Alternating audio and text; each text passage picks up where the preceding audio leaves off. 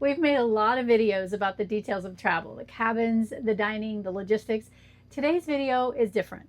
Today we're talking about what travel did to us, the most valuable things we brought home didn't fit in our luggage. What lingered wasn't the meals or the photographs, it was what we couldn't stop thinking about when we got back home. Yeah, hi, I'm Doug. This is Leah, and we're Go Travel Life.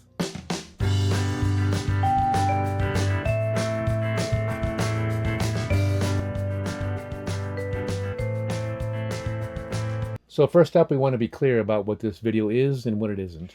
This is different from a bucket list or a ranking. The last thing we'd suggest is that we have all of this figured out or that we've been everywhere of significance yet. Here's the thing, we've been very lucky and we've been blessed. So we've had some amazing locals show us around their towns and countries. Thank you, Viator and TripAdvisor. So 6 destinations and 6 lessons. These aren't travel tips. They're actually shifts in how we behave, how we handle conflict, how we show up for people, things we still try to practice at home today. And we thought we would share them with you and have you help us figure out what else we're missing. Yeah. So we'll start in Copenhagen and releasing the need to be seen as more. When we visited Copenhagen, we had the privilege of doing a lengthy walking tour with a local named Mara the first day. Yes, we're walking in the city of bikes, and if you've been there, you've seen the bikes. Thousands of them every morning, in the rain, in the cold, in the dark. And the one thing you notice? They all look pretty similar.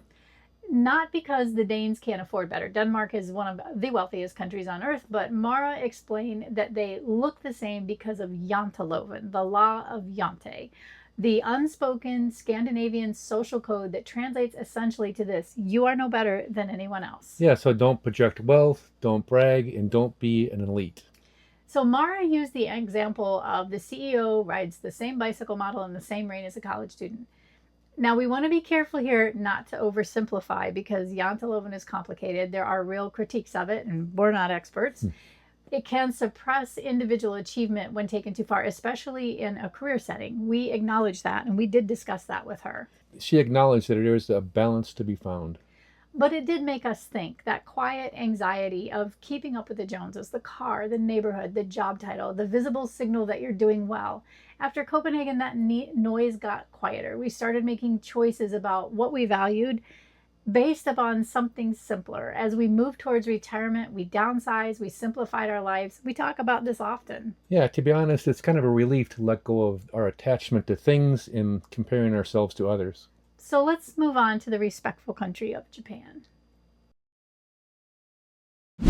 Board a train in Japan, and typically it's very quiet inside. Because of the cultural mindset of the Japanese, they practice anticipatory compassion, the instinct to consider how your actions will affect the people around you before you take them. Yeah, our guide in Fukuoka gave us many details and told us to be mindful of this. Before you speak at full volume, before you leave your wrapper on the seat, before you push to be first. Well, we did give him permission to be direct with us because we wanted to learn. He also mentioned that Japanese children clean their own schools. They don't even have janitors. They are taught to take care of the space they occupy, not because someone might notice, but because the space belongs to everyone. He said in Shinto tradition, physical cleanliness isn't just a chore, it's a moral act. You are purifying the shared world. This year's World Cup gave the rest of the world a glimpse of this. After every match, the Japan fans stayed behind to clean, not just their section, but other sections. Garbage bags in hand before they went home. It went viral everywhere else. Yeah, in Japan, it wasn't remarkable. It was just the way it is.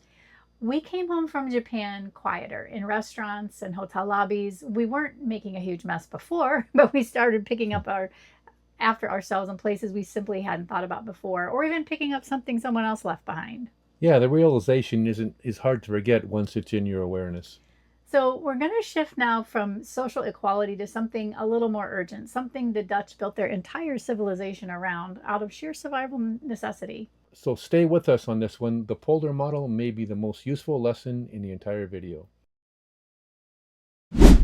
We took a Viking river cruise some years ago and they offered a bike ride tour through the Kinderdijk windmill. Sounds fun, right? Yeah, we learned a large portion of the Netherlands is below sea level. Not slightly below, significantly below. The only reason these communities exist at all is because of the extraordinary engineering system and even more extraordinary cultural agreement. If you've stood at Kinderdijk and looked at those windmills, you've seen part of that infrastructure. What you cannot see is what it required socially to build it. Yeah, what they told us is that historically, if landowner failed to maintain his section of the dike for any reason at all, The entire valley flooded, everyone drowned, every farm was flooded, every family affected. So whether you were at war with your neighbor, whether you belonged to opposing religious groups, you were legally and culturally obligated to sit at the same table and manage the water together. because if they didn't talk, they all drowned. They named this framework the Poldermodel, and the verb that came from it, polderen, still appears in Dutch politics and Dutch boardrooms today. It means sit down with your fiercest opponent, argue constructively, refuse to leave the room until you reach a compromise that works for everyone. In fact, the Poldermodel is still part of the national curriculum for both economics and social studies. The Dutch consider it a foundational life skill. Yeah, the alternative is everyone loses. It's such a powerful message. So Doug and I brought this home. When conflict arises, and it does in every relationship and every partnership, we ask a different question now. We've shifted from how do I win this to what are we both trying to protect? Yeah, what is the shared goal?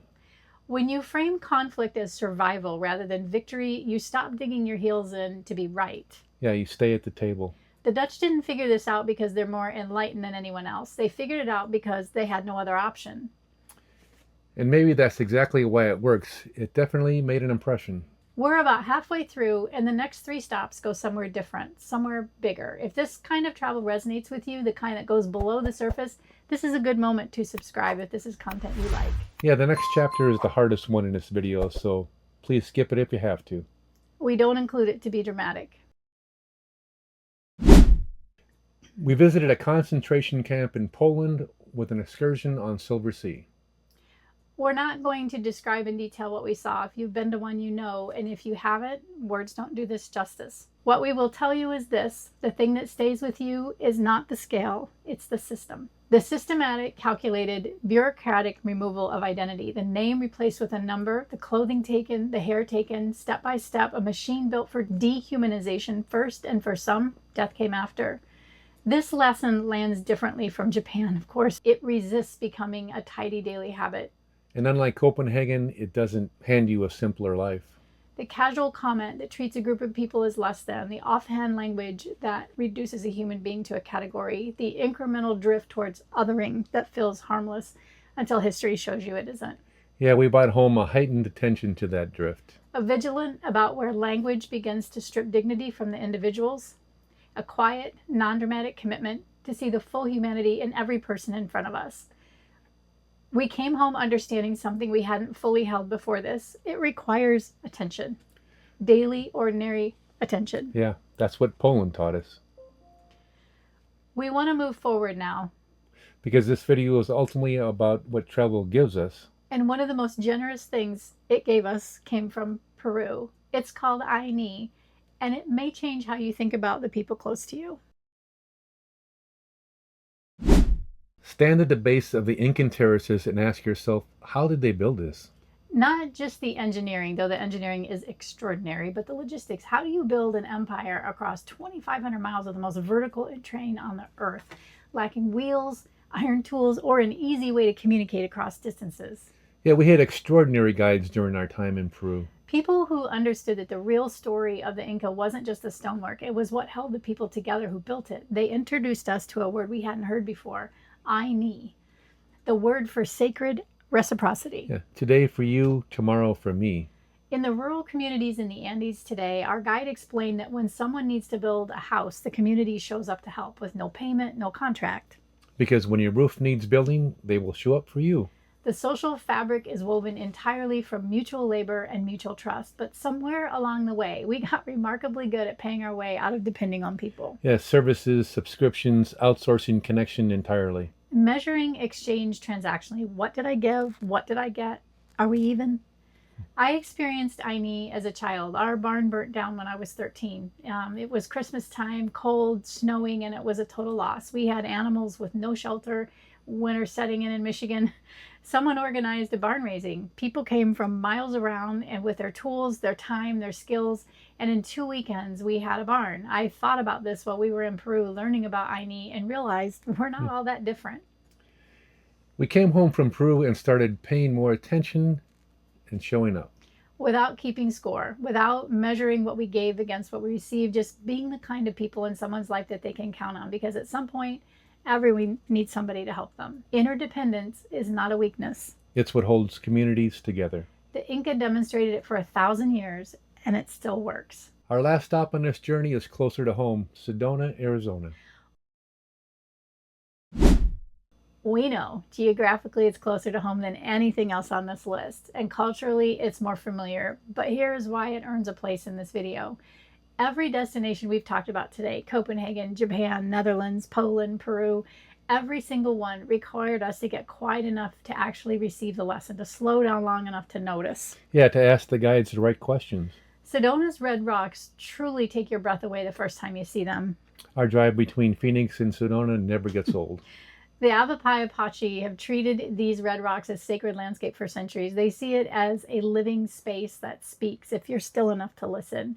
The modern spiritual community there carries the same essential practice. Stop, stand still, and be present. Yeah. If you can, take a hike, even a short one, to enjoy these views. Find a crazy twisted mesquite tree.